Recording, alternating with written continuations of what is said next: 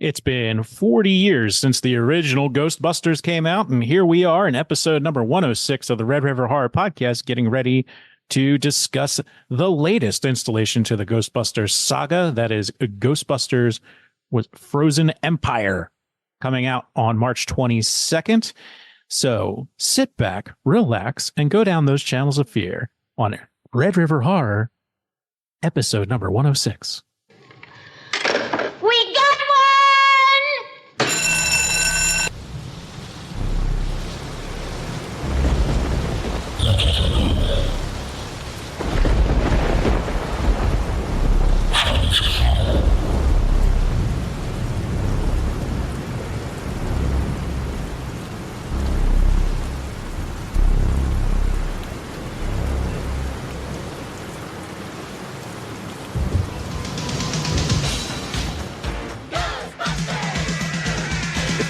Strange in the neighborhood. Who you gonna call? Ghostbusters! If there's something weird and it don't look good, who you gonna call? Ghostbusters!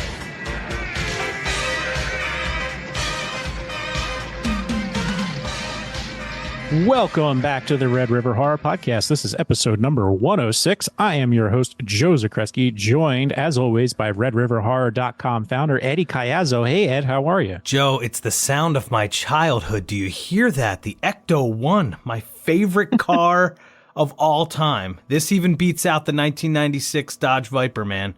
Love that car.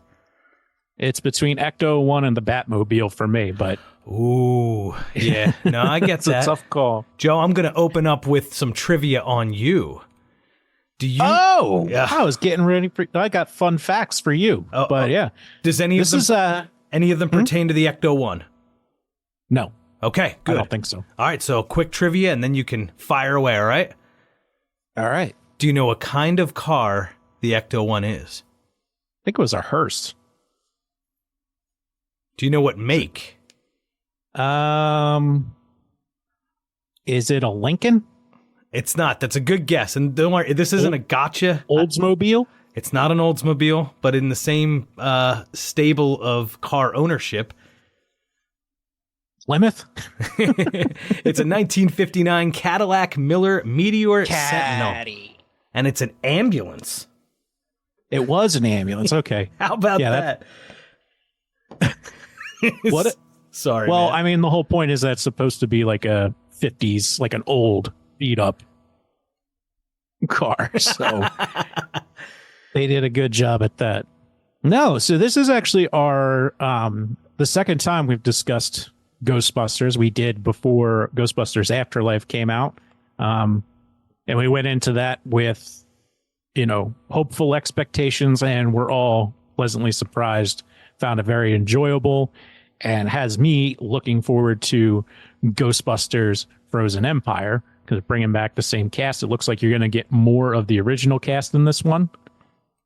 So, and obviously my fingers are very much crossed for more like some Rick Moranis, but he really does not make many appearances. So I totally get it. And yep, just to run through that cast real quick, Joe, because I saw them this morning. They did an exclusive interview, most of them on CBS this morning. So pretty cool. We have McKenna Grace there. She's the newest addition, playing Egon Spengler's granddaughter. Obviously, we met her in Afterlife.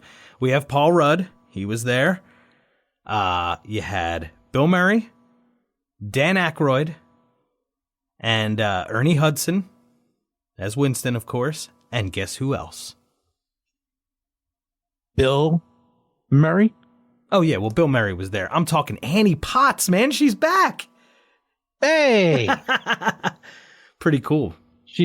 Ghostbusters. Ghostbusters, what do you want? Was Carrie Coons there? Or Carrie Coons? No, on this specific interview, it was Bill Murray, Dan Aykroyd, Paul Rudd, McKenna Grace, Ernie Hudson, and Annie Potts. That's awesome. Yeah, I mean... That's awesome, especially having like Annie Potts, because she does appear in Afterlife, and it's like, oh, hey. Oh, yeah, that's right. I've only seen that Yeah. in theaters. I gotta watch that one before we do a Frozen Empire, man. That was such a good movie. It's very enjoyable. And then there's some fun names being thrown in there. I heard one rumor, not sure how true it is, but the return of the EPA rep Walter Peck making an appearance in this one because we're going back to the city. Oh, that's awesome. He is one of the best villains in the first one. I love his interactions with Bill Murray. Oh, man. Yeah, it's true, sir. This man has no dick. Oh, that's great. Walter Peck, the EPA guy, back. Huh. Yeah. And of course, Carrie Coon plays the mom, who I absolutely love because her role in here's your trivia. What's my favorite, one of my favorite HBO shows that I say is like one of the most underrated shows of all time. Oh, man. Underrated? Yeah. Ugh. I talk about it a lot on here. I think I'm gonna lose this round. All right, maybe The Leftovers. That's what it is. Oh, sweet! I still don't even know what that's about, but I guessed it right. Yes, You should watch it. She's fantastic in it. wow. That's a depressing one, though, right? That's not a Friday. Like, remember we were talking with Steve. I think I gave my gauge as far as like I can't watch The Leftovers on a Friday, so I'll have to figure maybe like midweek on Hump Day when like it's depressing that it's not Friday yet. Maybe on like a Wednesday I'll check out The Leftovers. Yeah, it's there's parts of that show where I've had to go just take a walk or do something to cheer myself up. It's not a very happy show. Oh man. As her character is one of the more depressing ones.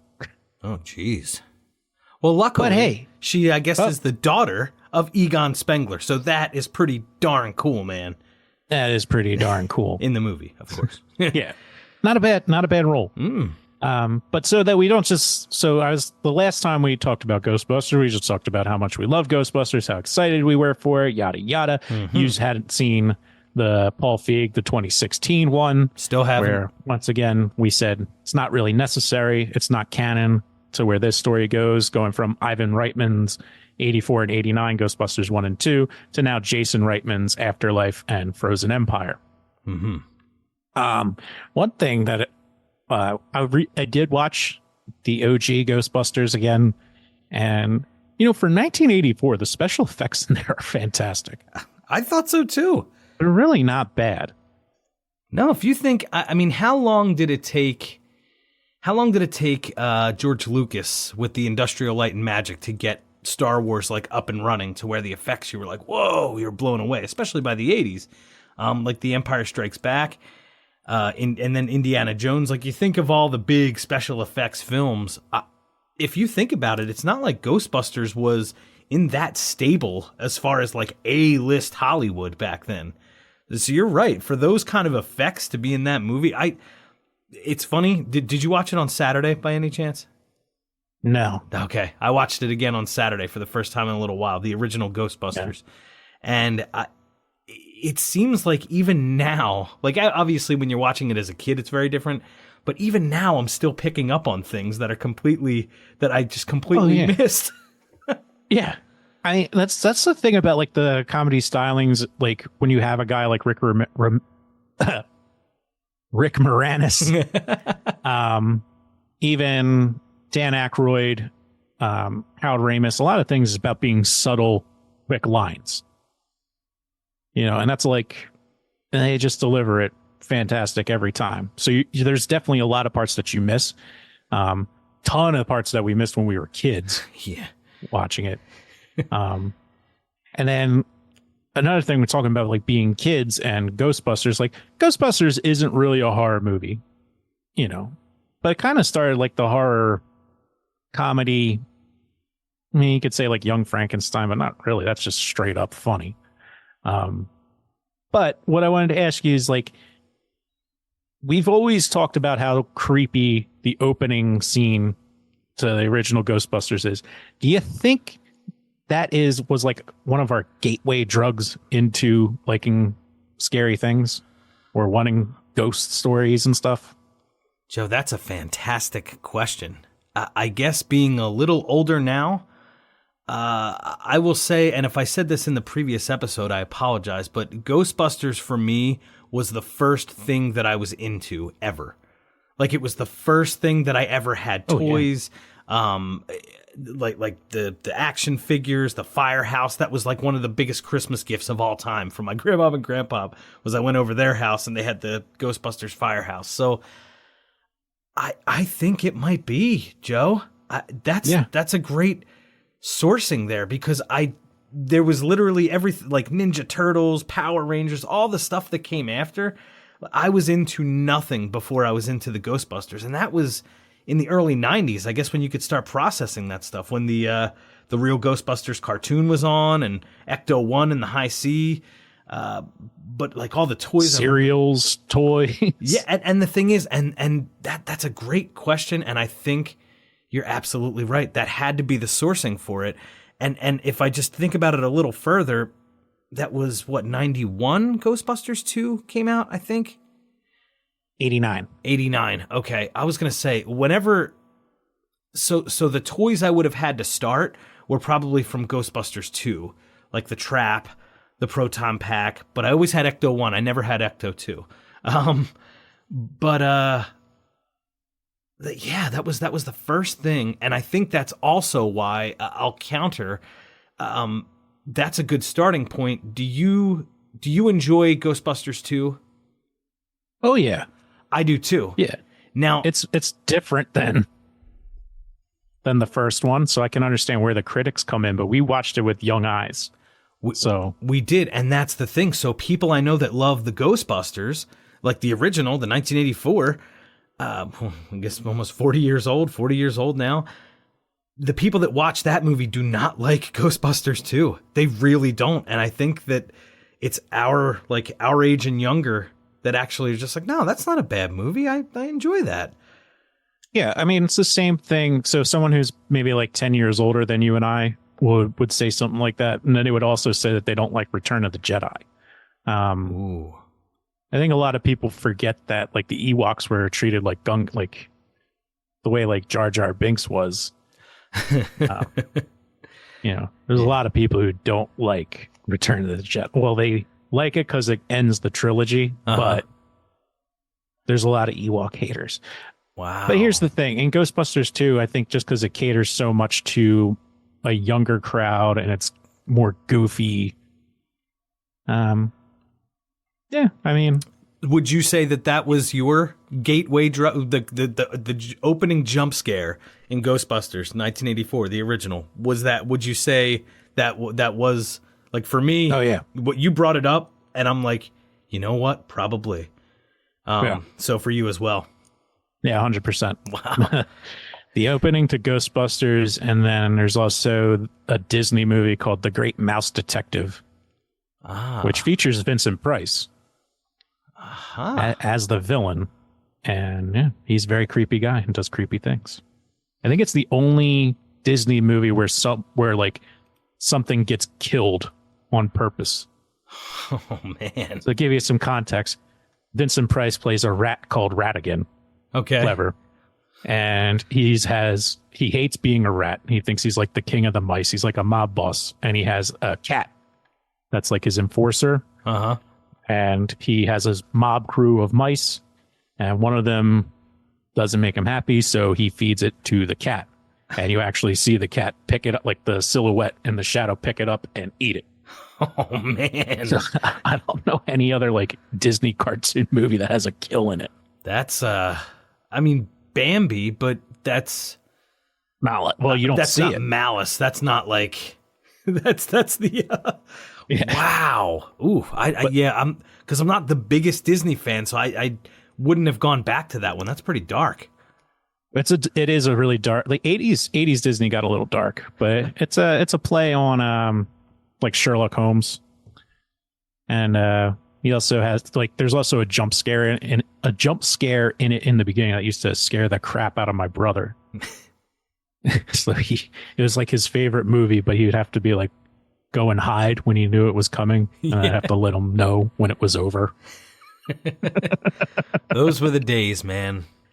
Yeah, so I mean, there's a ton of, and just back to Ghostbusters, so much nostalgia. Like when I was a kid, I had to bring my proton pack with me to things. So like if I was going over to my aunt and uncle's house, my cousin Trevor had the trap. Yes. So I was like, all right, like I only had the pack. I didn't have the trap. So he had the trap. And then on my other side of the family, I have two cousins, two male, I have three. We're all the same age, but two that are boys that were into Ghostbusters as well, John and Mike. And we all had our packs. Mike actually had the slime pack. Wow. And a trap. So we really mixed it up. And another fun fact is my cousin John's wife, Brittany, was the actual designer for the release of the proton pack for Spirit Halloween. Wow.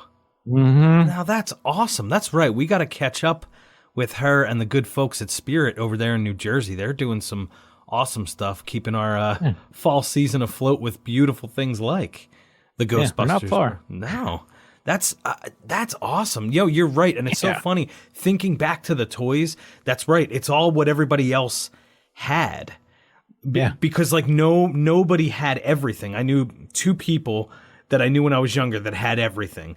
But yeah, like it took a while to acquire all those things too. So when you got the proton pack, now did yours have the foam blast? So you put the foam piece in it. It almost looked like a pool noodle out in front of the gun. Okay. So that. And like you pulled the trigger and it's like. Yes. Yep. But I didn't have a trap for a while. I think I ultimately got one a few years down the line. And then there were two, because my dad, like, he bought one for me that was like the trap that you open, and then he bought another one that was the sound. Like I think going back to like Kmart, because one was to save as a collector's item.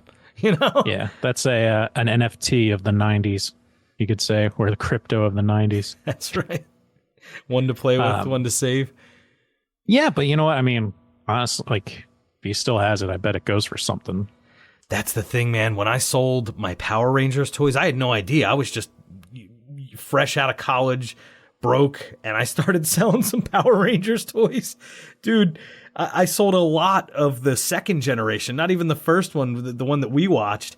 The second generation, I ended up getting like $400 for the old, like, you had all the weapons that you put together and that made the big blaster.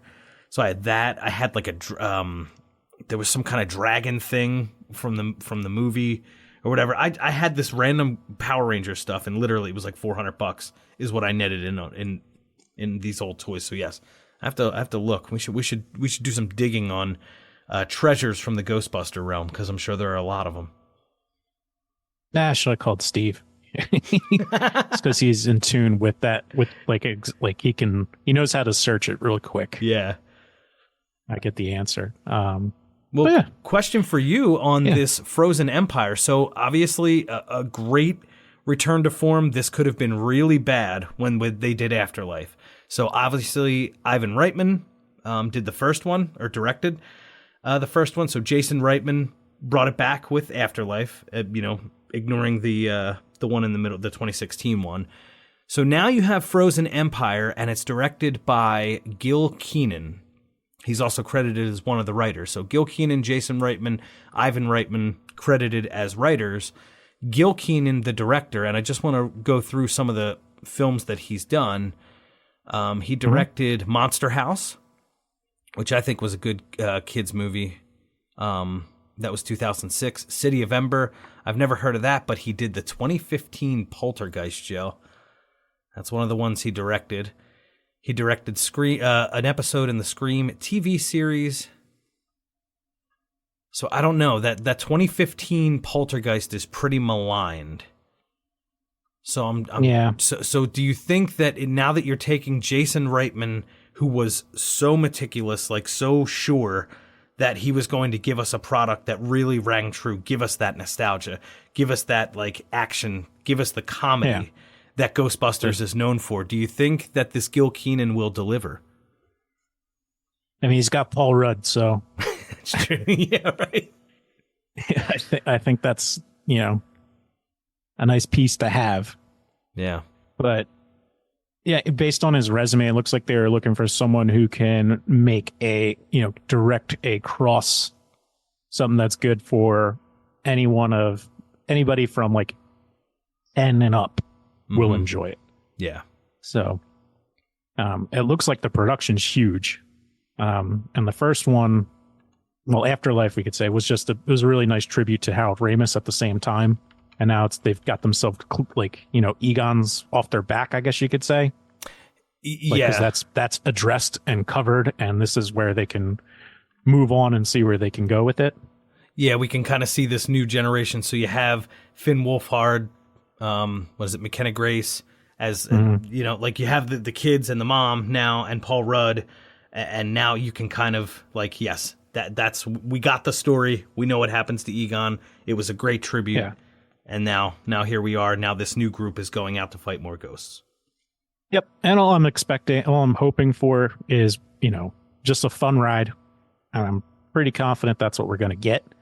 The only thing that I also feel is like once this is successful, they'll definitely try and move on from the originals, and then there'll be like a Ghostbusters expanded universe. There's always an expanded universe. There's always an expanded universe. Like if this is a big hit, then it's going to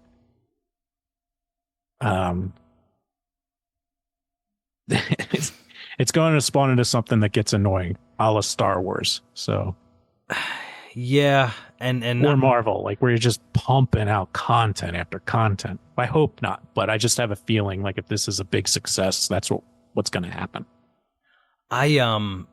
It's funny you say that. I don't know if you knew. I think you do. Godzilla -1 just won an Oscar, the special effects. And I was so happy for that team. And I was just reading, to be honest, it had a very short window that we could see it because it was only in theaters. Yep. And now it's not even getting an overseas home video release until like May. So it's going to be a while till we can watch Godzilla -1. But one of the things that was that a few critics and a few people that covered the Oscars were saying is they just focused on delivering a good movie. Like the team's focus was not to say like even this is like a Godzilla movie. This is, they could easily take that character and that world and just make something run of the mill in the way that Marvel's been doing recently. But now that the old Generation 1 or what are they, phases? Is that what they call them in Marvel, phases? So now that the phase with Robert Downey Jr. is done, now the movies have been crap. At least I've heard. I can't say that I've watched them.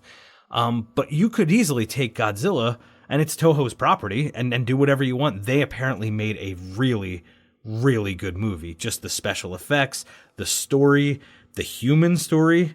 I mean, it's apparently pretty heavy, and that's what they set out to do, and it's... So if that's what we're working with, we're just setting out people finally making a good movie before the inevitable expanded universe comes along, then, we're still sitting good here with Dan Aykroyd and Ernie Hudson and Bill Murray. Like they're still hanging on. They are still hanging on. Now, here's the thing. If we go back into the original Ghostbusters, before I get into that, I want to say how disappointed I am that I didn't see Godzilla -1 in theaters because it was like so high up on my list, but just couldn't make it happen. Yeah. I hate being an adult. I hate having responsibilities. It really takes away from all my fun. Yes. But so when we talk about the original Ghostbusters cast, what do you think it would have been like had Eddie Murphy accepted and played the role of Winston Zeddemore? Like, how different of a movie do you think it really would have been? It would have been very different. I don't know if, just chronologically, I just don't know how big he was in 84. But I feel like if he was Winston... He's big. All right, so if he was Winston, then all of a sudden the movie becomes all about him. Like Eddie... Eddie Murphy's one of my favorite people in entertainment. Like, I don't know anybody that does it better than Eddie Murphy. I mean, just comedy, just all around. I love Eddie Murphy, but he would have been, that would have literally taken away from everything else. It would have been all about his jokes and, what situation he found himself in, like that kind of thing, I think. Yeah. Well, I'll put it this way. So he did have good chemistry with Dan Aykroyd because in 83 was when Trading Places was released. Set in Philly. Shot in Philly. Yep. Yeah. So he was their first choice, and he turned it down. He did Beverly Hills Cop, which was also a huge success, which also has a sequel coming out with him in it this year. Oh, wow. At some point. Yeah. So, it was interesting while I was reading and how the script, when it was originally written, was written for him to be Winston Zeddemore. And when he turned it, and he would have been in it from the jump. Like, he would have been hired as soon as they started their own business, like with Janine. Right.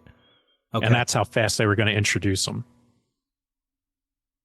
Yeah. So, yeah. So you get more of a delay with Ernie Hudson. And I kind of like Ernie Hudson a little better because he's more of a straight man. It's just like, if it comes with a steady paycheck, I'll believe anything you say. Yeah. You know? No. So it's like, and Winston's just, he's so iconic. Like, I don't know why it's a bit of a throwaway scene, not a throwaway scene, but when him and Dan Aykroyd are in the car crossing one of the, I'm sorry, my New York friends, I'm not familiar with the bridges. I know it's not the Brooklyn Bridge, but they're driving on one of the bridges. It's just, for me and Ghostbusters, it's an iconic scene. That conversation he has with Dan Aykroyd, it's just, yeah, no, I can't imagine it being anybody else but Ernie Hudson. Yeah. Yeah, no, I mean, he's Winston. So it would have been something.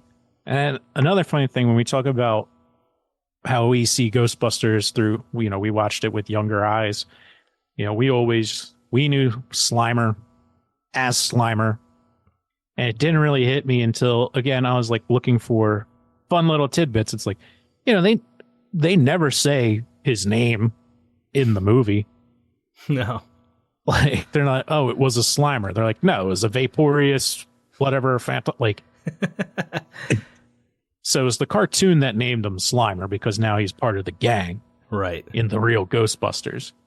And also shout out to, what was the other one with the mix Ghostbusters group? It's like the Next Generation Ghostbusters had the one in the wheelchair, threw in. It's a more mixed group of Ghostbusters cartoon. Oh, man. All right, this is going back. I'm going to have to look this up, Joe.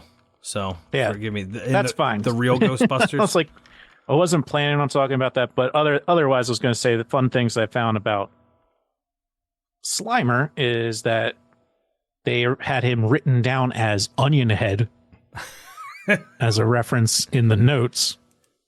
That's great. And that Dan Aykroyd came up with that ghost as the ghost of John Belushi. Oh, okay. So like, that's pretty funny. Wow. So here's something crazy. Arsenio Hall played Winston Zeddemore from seasons 1 to 3 on the real Ghostbusters. That's pretty cool. Woo. Yeah. I don't even know if Arsenio references even make sense anymore. Do you remember those? I some of them, yeah. You got to go way back to woo, woo, woo, woo, woo, woo, woo. Pump your fist. No. All right, so obviously Peter Venkman, Egon Spengler, Ray Stantz, Winston Zeddemore, Janine, Louis Tully, that was Rick Moranis' character. So I don't know. Charlie Adler played Raphael, Jeff Altman, Professor Norman Dweeb.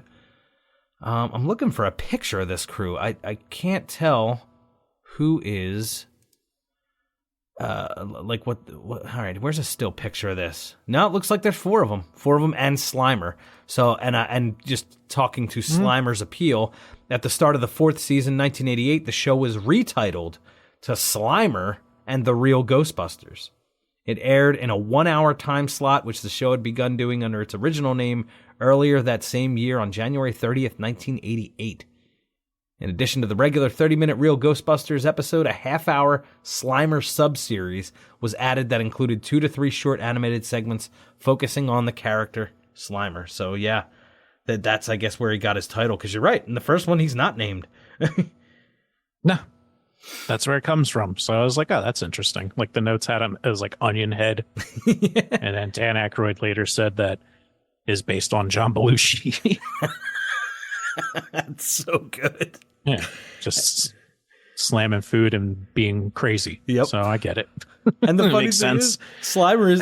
I love it too because like Slimer isn't even that nice. So everybody's perception of Slimer is this like hilarious, from the second one on, where he's wearing the hat and he's riding the bus and he's cool and all that stuff. It's like, no, like he's not friendly, at least in the first one.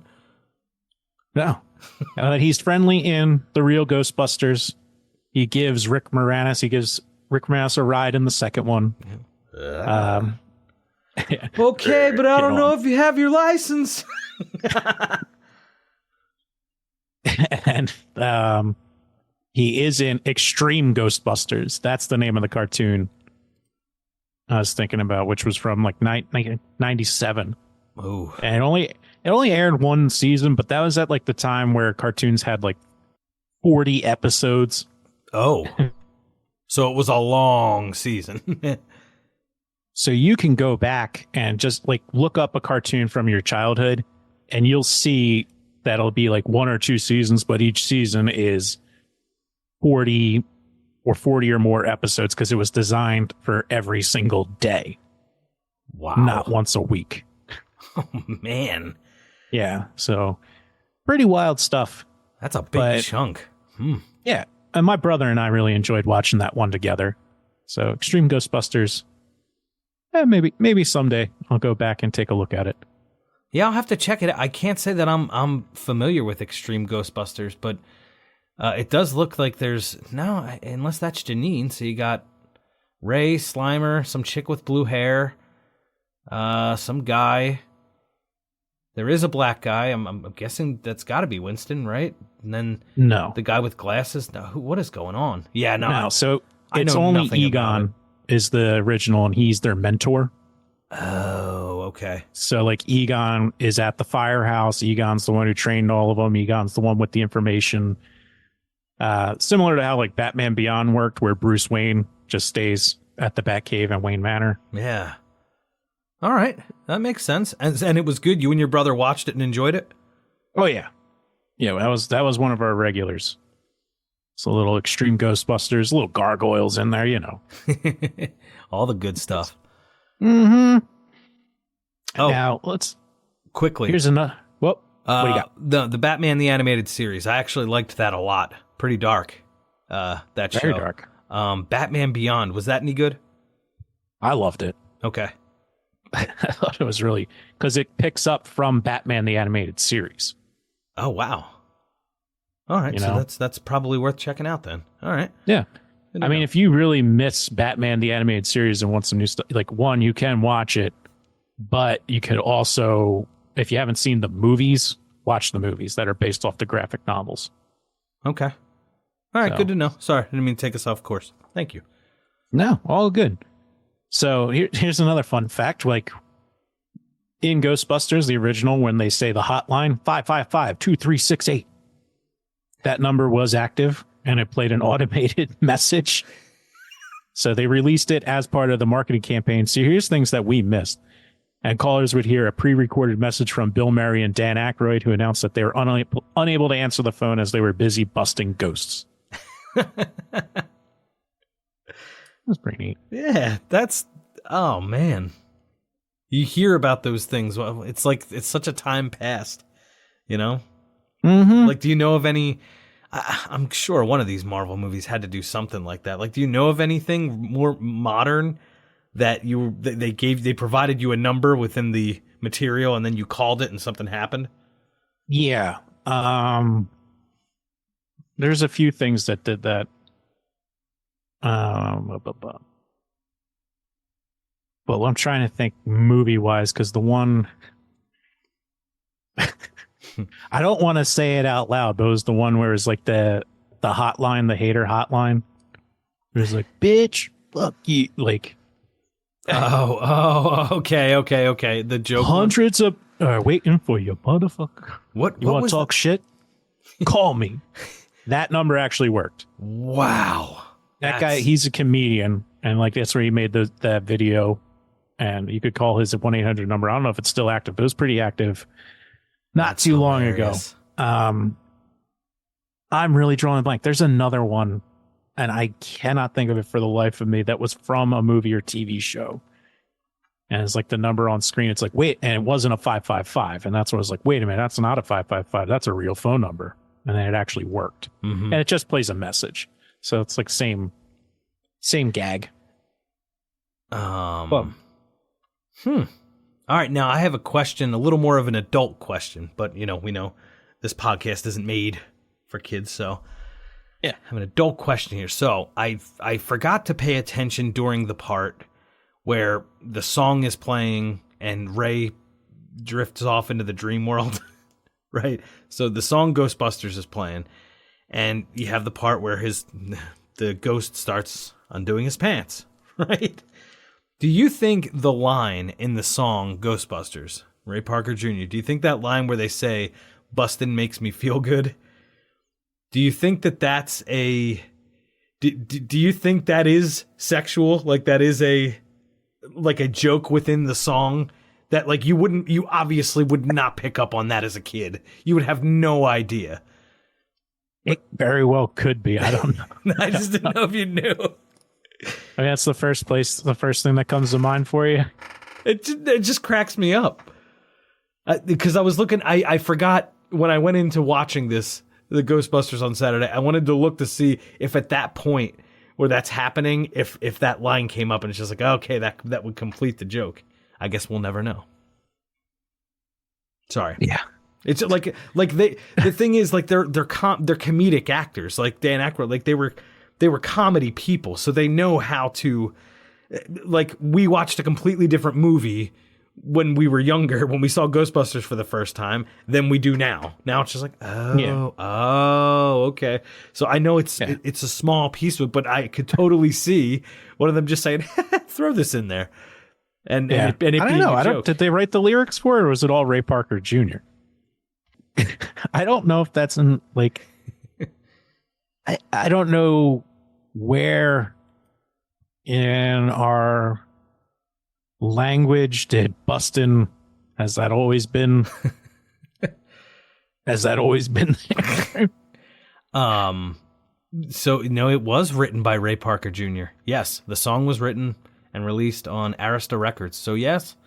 Yeah. So I don't know. So yeah, okay, maybe I should have looked that up first. But the music video was directed by Ivan Reitman as well. Nice. So that's cool. Nice. And I got Bobby Brown for the second one. Oh, yeah, and I love that freaking song. Not the main theme, but there's a song called On Our Own by Bobby Brown. I remember I bought the single at the record store on vinyl. Do you still have that? I don't think so. I think I gave it away or sold or traded it. Man, that was such a good song. On Our Own. And I guess we're gonna have to take control. Oh man, that's such a good song. Ray Parker, but yeah, Ghostbusters is a classic. If that's not on your Halloween playlist every year, there's something wrong with you. You're messed up in the head. It's un-American. So go see a doctor. Yeah. What does your dad say? If somebody puts ketchup on a hot dog, he says that's un-American. That's un-American. If Ghostbusters is not on your playlist, the Ray Parker Jr. song, you're un-American. You're un-American. Yeah. Get out of here. Go to Russia. Yeah, right. Oh man. Where would you say is the horror equivalent to Ghostbusters? Like, how has there not been something more of a parody or a knockoff? And the closest thing I can come up with is the Conjuring universe, the Ghostbusters of the horror realm. It's like Ed and Lorraine Warren. Maybe, but I guess not quite. Because it's not their intent. Are you saying so? And I want to actually correct something. There was a question you asked in the last episode. I feel like I'm going to do this. I'll be correcting myself now every episode. There was a question you asked about, like, has anybody kind of been robbed in, like, the horror genre? And I kind of went on this tangent about Resident Evil. There was something I wanted to add to that, to what the question that you asked. I thought James McAvoy was fantastic in Split in 2017. Oh, yeah. I think he completely got gypped from Oscar contention. Like, I don't understand why he wasn't in the running for his role in Split. So I misunderstood your question last time. I just wanted to correct the record. You said, did somebody just get robbed or something you felt that wasn't up to snuff? And yeah, like James McAvoy should have been nominated for an Oscar for his acting performance in Split. So yeah, I agree with that, but I think M. Night he's been thrown down. I don't think he gets he could make a phenomenal movie and it's not going to get the recognition it deserves. Yeah. He like peaked too soon. Yeah. With The Sixth Sense, because The Sixth Sense got a ton of love, and then everything else after that's been met with mixed, and he just does his own thing. Yeah, he Maybe does. That's where it hurt him. No, that's fine, but that's criminally underrated. Just awesome performance there. So I just want to understand your question. So like the equivalent, and you brought up Ed and Lorraine Warren. Are you saying like, so how I interpreted your question here is that like, are we thinking parody? Like a parody of the horror genre. Like, how do we not have a horror movie of someone capturing ghosts? Right. It's out there. Does 13 ghosts count? I'd have to but go. They're already captured. Yeah. So kinda? You could say that, yeah. I guess, and 13 Ghosts is now a little older now, right? Was that late 90s? It's 20-something years, 20 years old by this point. And I mean, and that gets a lot of retro love, and it always makes Fear Fest on AMC. I don't know. But there's a lot of, just like with Ghost Ship. So 13 Ghosts is looked back on fondly. I don't know. I guess, maybe the Conjuring universe for right now. Yeah. I'll have to give it some more thought. Sorry. No, it's just give it some thought. Such a unique thing. And just in a world where everything seems like it's been redone, remade over and over again, or parodied, how is there not a full-on like spooky version of Ghostbusters? Well, I think Jason Reitman did a great job in the tone that he set in Ghostbusters Afterlife, because it had the heart, even to an extent. Like if you think about Ghostbusters the original, that was funny and scary, and it was just a great cast, very creative, a cool story. I think what Jason did with Afterlife really added that layer of heart to the Ghostbusters story. And it was just like, it was a different tone, you know? So I think that moving forward, like, I don't know, like it kind of has, like Ghostbusters kind of has heart now that we've been there. Like we traveled through 2 movies with, you know, the big 4 that we know and love, and then we get Afterlife, and it's kind of like the next generation, but it was a passing of the torch that was done with a lot of heart. I don't know the point I'm trying to make. I'm just, you know. No, you got it. You got it. Yeah, it's there's no reason to not be looking forward to Frozen Empire, and I don't want to speculate, but I feel like we're gonna get hit with more nostalgia slaps, which is fine. As we mentioned, Mr. Peck, or is it called Mr. Pecker? It's not Pecker, it's Peck.